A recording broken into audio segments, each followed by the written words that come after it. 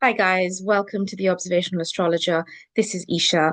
I thought today I would make a video on the birth chart of Zohran Mamdani, the newest mayor of New York City. His chart is particularly special, I think, because his rise to fame and his rise to power has been nothing short of meteoric. He's been a person, a politician, a character who's been relatively unknown in the past. He's only 34 years old. He's the first person of Asian American descent, Muslim descent, to become the mayor of a big, important city like New York. This is the first political race in the United States since Trump's win that has been won by a Democrat. So this win is significant on multiple factors.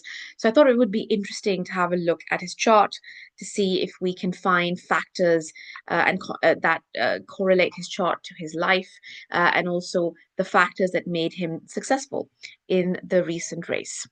So without further ado, let me share my screen and I'm going to share his birth chart in Parashara's light. Right. So I have got his birth data from the internet. If anyone has a different idea of what birth timing may be, please let me know in the comments. So I've taken his birth details to be 18th of October 1991, born at 1:15 a.m. in Kampala, Uganda. That makes him a Cancer Lagna or a Cancer rising ascendant in the nakshatra of Pushya. Now, it's really interesting. I was talking to somebody about this the other day that a lot of politicians have Cancer rising signs. And the reason for this is that Cancer is the natural fourth house of the zodiac, fourth house of the Kalpurush Kundli. It's ruled by the moon. The moon is the masses, and also the 10th house for Cancer Lagna is Aries. It's the sign of the exaltation of the sun. So a lot of Cancer Lagna people are either very popular, they tend to have a lot of following, or they tend to get into politics. Obviously, a lot of things have to line up for this to happen. But if you look across the board at politicians that have made a name for themselves, you'll find a lot of them are born with Cancer rising signs. Anyway, Zohran Mamdani was born at 6 degrees 24 minutes of Cancer in the nakshatra of Pushya. Now, Pushya is a nakshatra that is fully within the Cancer sign. It's the star of nourishment. The symbol of Pushya is literally the cow's udder. So it shows someone with a great desire for nourishment, uh, and also a great desire to give nourishment. So it's a very auspicious, it's a very good nakshatra to be born under. In fact, on a mundane basis, when you're looking at the time to begin auspicious activities, very often Pushya Nakshatra will be chosen. Not marriage, but other activities are definitely chosen under Pushya. Now, Pushya is ruled by Saturn, and therefore Pushya has a karmic, stern side to it.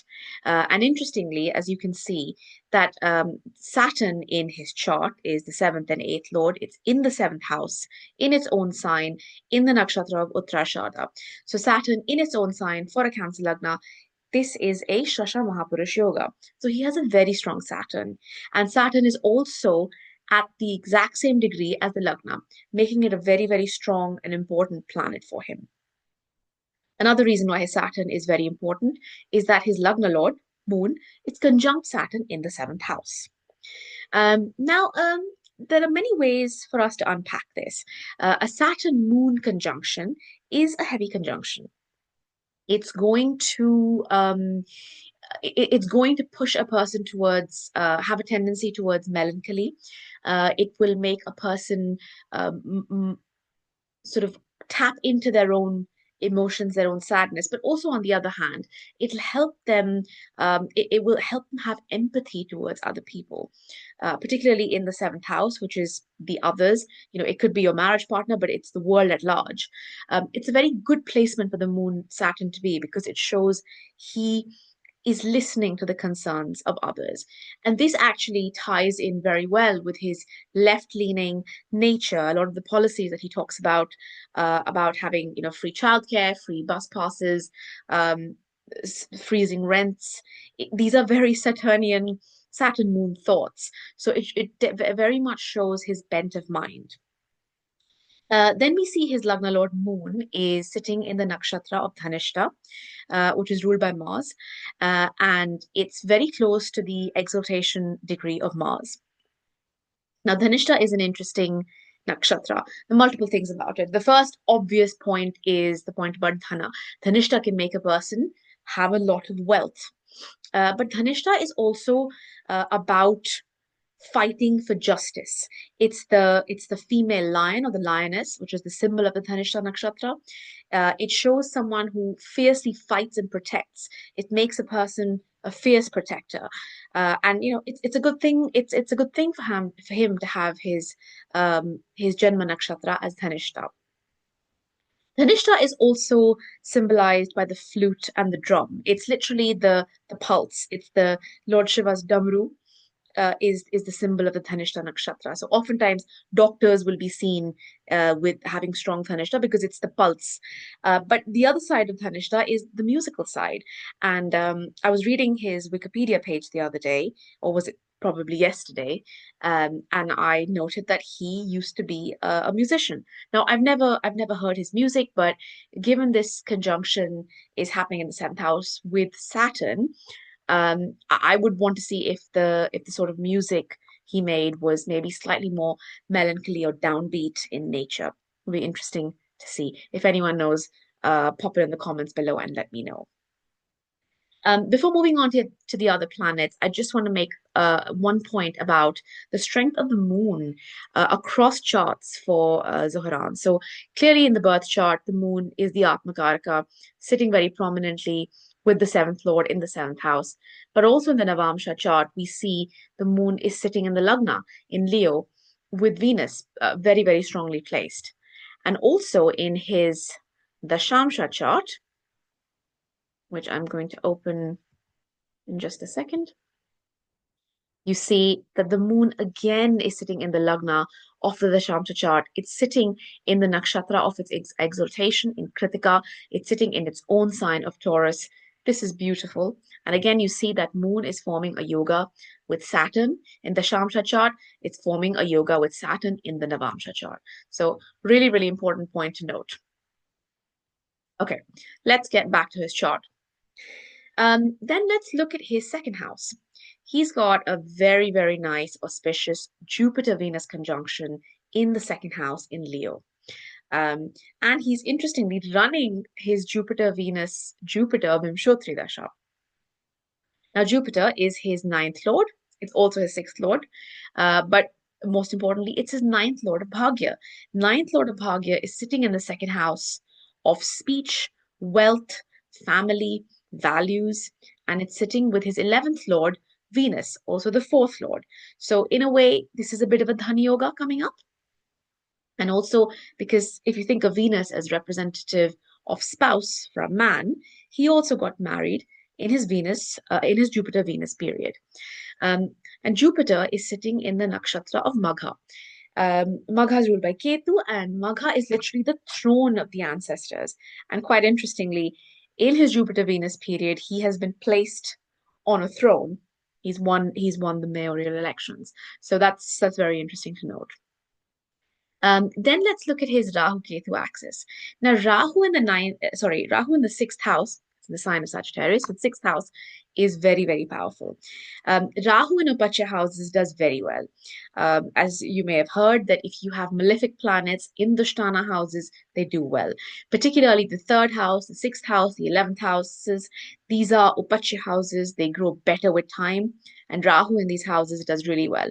Particularly the sixth house, which is the house of enemies. It's the house of your challengers.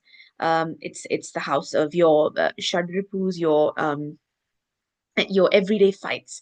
And Rahu in this house, yes, it will increase enmity for sure. It will bring enemies out, but it'll give you the intelligence, the Rahu-like intelligence to crush your enemies. So it's a good position for someone to have. We then see that he has a debilitated sun. Interesting for a politician.